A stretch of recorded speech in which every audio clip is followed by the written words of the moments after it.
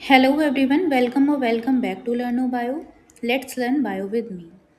आज के लेक्चर का हमारा टॉपिक है बैक्टीरियोफेज। अब बैक्टीरियोफेज के नाम से ही आपको समझ में आ रहा होगा। जैसे अगर बैक्टीरियोफेज के नाम को अगर हम डिवाइड करें तो ये दो वर्ड से मिलके बना है, एक bacterio and second is phase.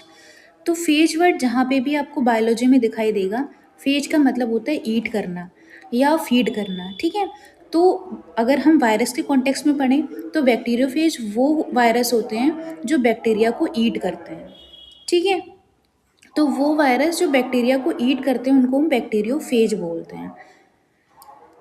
और इनको ऐसे भी बोल सकते हैं कि वायरस इन्फेक्ट बैक्टीरिया, जो वायरस बैक्टीरिया को इन्फेक्ट कर रहे हैं वहाँ पे उसके डीएनए को ईट कर रहे हैं, वहाँ पे अपने डीएनए को इन्वेड कर रहे हैं, उस वायरस को हम क्या बोलेंगे, बैक्टीरियोफेज। बेसिकली एक छोटी सी डेफिनेशन याद रख लेनी है कि वायरस इन्फेक्ट बैक्टीरिया, वो वायरस जो बैक्टीरिया को इन्फेक्ट कर रहे हैं उनको हम क्या बोलेंगे, बैक्टीरियोफेज। अब इनकी डिस्कवरी करी थी F.W. टुवार्ट ने 1915 में। उसके बाद इनका नेम बैक्टीरियोफेज किसने रखा था, F.D. हैरेल ने, ठीक है। तो ये दो नाम याद रख लेने हैं कि डिस्कवरी किसने करी थी, F.W. टुवार्ट ने 1915 में, और नाम बैक्टीरियोफेज किसने रखा था, F.D. हैरेल ने, ठीक है। अब अगर इसके हम इंटरनल स्ट्रक्चर की बात करें कि ये किस किस चीज़ से मिलके बना है, तो जैसे सारे वायरस थे न्यूक्लियोप्रोटीन्स, न्यूक्लियस और प्रोटीन, वैसे ही बैक्टीरियोफेज भी न्यूक्लियोप्रोटीन्स ही हैं। ये न्यूक्लिक एसिड और प्रोटीन से मिलके बने होते हैं, ठीक है। मीन्स अंदर का स्ट्रक्चर जो होगा उसमें डीएनए होगा या आरएनए होगा, और बाहर के स्ट्रक्चर में प्रोटीन होगा। अभी हम इसका प्रॉपरली पढ़ेंगे कि किस तरह से जेनेटिक मटेरियल होता है, प्रोटीन का कॉम्बिनेशन किस तरह से होता है, वो हम प्रॉपरली पढ़ेंगे, ठीक है। तो अभी आपको क्या समझना है कि bacteriophage is made up of nucleoproteins. Means इसकी बॉडी में क्या होता है, न्यूक्लिक एसिड भी होता है और प्रोटीन भी होता है। अब उसके बाद अगर हम इसके जेनेटिक मटेरियल की बात करें तो बैक्टीरियोफेज क्या है,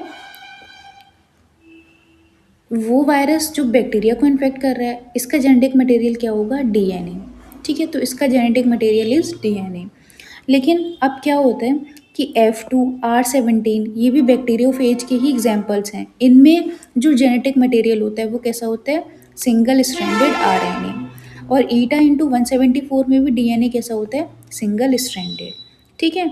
अब बैक्टीरियोफेज के जो एग्जाम्पल्स हैं उनको हम, साइंटिस्ट ने क्या किया था, एक सीरीज़ बनाई थी जिसको बोलते हैं टी सीरीज़। अब टी सीरीज़ को उन्होंने दो पार्ट में डिवाइड किया था, T even and T odd. Means जैसे T1 हो गया, T2 हो गया, इस तरह की चीज़ों को हम क्या बोलेंगे, जो जो इवन नंबर होंगे, जैसे 2 हो गया, 4 हो गया, ये जो नंबर्स होंगे वो इवन सीरीज़ में आएंगे। बट बाकी ऑड 1, 3, 5 ये सब किस में आएंगे, ऑड सीरीज़ में। तो इस तरह से बैक्टीरियोफेज की एक सीरीज़ बनाई गई जिसको टी सीरीज़ बोलेंगे, और उसको दो पार्ट में डिवाइड किया गया, even T series and odd T series, ठीक है। तो ये चीज़ क्लियर हो गई होगी। अब हम टी इवन और टी ऑड में डिफरेंस पढ़ेंगे। तो टी इवन कौन होते हैं, टी इवन वो बैक्टीरियोफेज होते हैं जिनकी कॉन्ट्रेक्टाइल टेल होती है, और टी ऑड वो बैक्टीरियोफेज होते हैं जिनकी नॉन कॉन्ट्रेक्टाइल टेल होती है। अब देखो, जो भी न्यूक्लिक एसिड इनमें प्रेजेंट है, डीएनए प्रेजेंट है, तो डीएनए में चार बेस पेयर होते हैं, ए, टी, जी और सी। अब यहाँ पे ये जो सी है इसकी जगह यहाँ पे क्या प्रेजेंट है, साइटो 5 हाइड्रोक्सी मिथाइल साइटोसिन। अब यहाँ पे साइटोसिन की जगह 5 हाइड्रोक्सी मिथाइल साइटोसिन प्रेजेंट है, यहाँ पे साइटोसिन प्रेजेंट नहीं है, ठीक है। तो इसीलिए ये एक डिफरेंस है कि यहाँ पे साइटोसिन की जगह क्या प्रेजेंट है, 5 hydroxy methyl cytosine. Completely cytosine proper cytosine नहीं है, इसमें कुछ ग्रुप्स डिफरेंट डिफरेंट टाइप से अरेंज हैं जिनको हम बोलेंगे 5 hydroxy methyl cytosine in place of cytosine, ठीक है। तो ये तो होगी टी इवन की बात। अगर हम टी ऑड की बात करें तो यहाँ पे साइटोसिन प्रेजेंट होता है, प्रॉपर जो सी साइटोसिन हम पढ़ते हैं वो इसके डीएनए में प्रेजेंट होता है। अब यहाँ पे दो तरह की यहाँ पे फर्दर इसको दो पार्ट में डिवाइड किया है, एक तो है शॉर्ट टेल और एक क्या है, लॉन्ग टेल्स।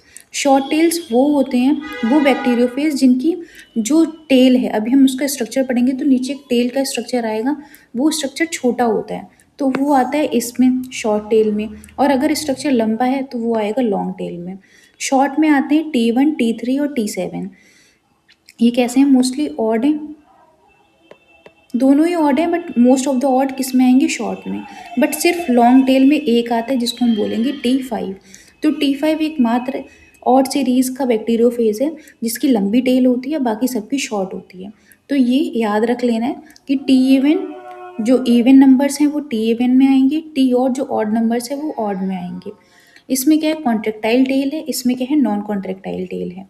अब उसके बाद एक डिफरेंस ये है कि साइटोसिन की जगह 5 हाइड्रोक्सी मिथाइल साइटोसिन प्रेजेंट है, यहाँ पे साइटोसिन पूरा प्रेजेंट है। ठीक है, यहाँ पे क्या है, शॉर्ट में क्या है, T1 T3 T7 और लॉन्ग में कौन आएंगे, T5।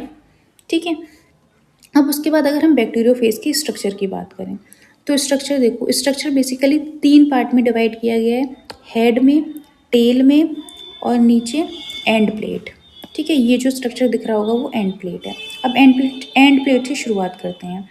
अब यहाँ पे देखो, ये जो स्ट्रक्चर है इसको हम बोलेंगे स्मॉल टेल पिंस। ये वो पिंस हैं और वो पैक्स हैं जहाँ जिससे बैक्टीरियोफेज किसी भी बैक्टीरिया की बॉडी में अपने आप को इंसर्ट करता है और उसकी बॉडी को पेनिट्रेट करता है, उसकी बॉडी में धंसता है। ठीक है, तो ये पिंस जो है उसकी अब यहाँ पे कोई बैक्टीरिया है तो उसकी बॉडी में पेनिट्रेट करने के लिए ये पिंस ही काम आएंगी, इसलिए इनको क्या बोलते हैं, टेल पिंस। उसके बाद टेल पिंस के जस्ट ऊपर क्या प्रेजेंट होता है, एंड प्लेट। ठीक है, एंड प्लेट से ये बहुत सारे टेल फाइबर्स जुड़े होते हैं। तो ये पूरा टेल रीजन है, ये जहाँ पे लंबा होगा वो लॉन्ग टेल्स आ जाएंगी, जहाँ पे शॉर्ट होगा वहाँ पे शॉर्ट टेल्स आ जाएंगी।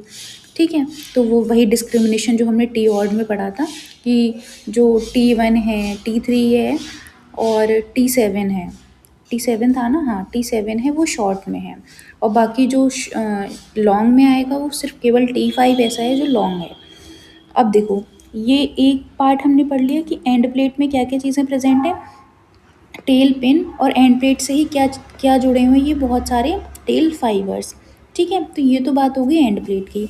अब एंड प्लेट से और ऊपर उठते हैं, तो एंड प्लेट से ही जुड़ी हुई है ये कोर।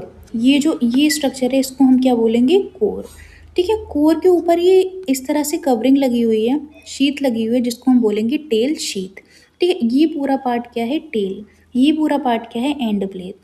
अब टेल देखो, ये कोर जो है ये मोस्टली कितने साइज़ की होती है, 80 एंगस्ट्रॉम की। ठीक है, अब देखो इसके ऊपर ये जो शीट है इसको बोलेंगे टेल शीट। टेल शीट से ऊपर ये जो स्ट्रक्चर दिख रहा है ओवल शेप का, इसको कॉलर बोलेंगे और अंदर के स्ट्रक्चर को नेक बोलेंगे। ये पूरा हो गया टेल रीजन। अब हेड रीजन की अगर हम बात करें तो हेड रीजन में क्या है, अंदर डीएनए है क्योंकि इसका जेनेटिक मटेरियल क्या है, डीएनए, और कैसा, सिंगल स्ट्रैंडेड। ठीक है, जिसको हम बोलेंगे लीनियर डीएनए। डीएनए के ऊपर हमें क्या मिलेगी, प्रोटीन की कवरिंग, इसलिए ये क्या है, न्यूक्लियोप्रोटीन, मीन्स न्यूक्लिक एसिड भी है और प्रोटीन भी है। प्रोटीन कवरिंग को हम क्या बोलेंगे, कैप्सिड। ठीक है, तो ये तो रीज़न हो गया हेड।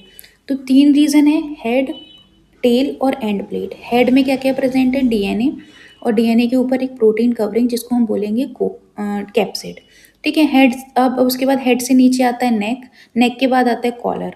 ठीक है, कॉलर, कॉलर के अंदर नेक। अब उसके बाद कॉलर और नेक से ही जुड़ा है क्या, टेल रीजन। टेल रीजन में क्या है, टेल शीट प्रेजेंट है और कोर अंदर की बॉडी है उसको कोर बोलेंगे, कोर के ऊपर की कवरिंग को क्या बोलेंगे, टेल शीट। अब उसके बाद कोर से ही जुड़ी है एंड प्लेट। एंड प्लेट में बहुत सारी टेल फाइबर्स निकल रही हैं और नीचे क्या है, टेल पिन, जो पेनिट्रेशन में हेल्प करती हैं। तो ये तो रहा स्ट्रक्चर बैक्टीरियोफेज का, प्रॉपरली समझ आ गया होगा। ठीक है, अगर कहीं पे भी डाउट है तो आप वीडियो को दोबारा भी देख सकते हैं। अब एक नोट करके लिख लेना है कि enzyme lysozyme is secreted by end plate which disintegrate wall of bacteria. अब देखो मैंने क्या बताया था कि ये जो टेल पिन है ये बैक्टीरिया की बॉडी में पेनिट्रेशन करती है। अब ये जो बैक्टीरिया की वॉल है उसको डिसइंटीग्रेट करने के लिए, उसको गलाने के लिए कोई तो ऐसा केमिकल चाहिए कि उसकी वॉल जो है डिग्रेड हो जाए। तो वो जो केमिकल है, वो जो एंजाइम है उसको बोलेंगे लाइसोजाइम।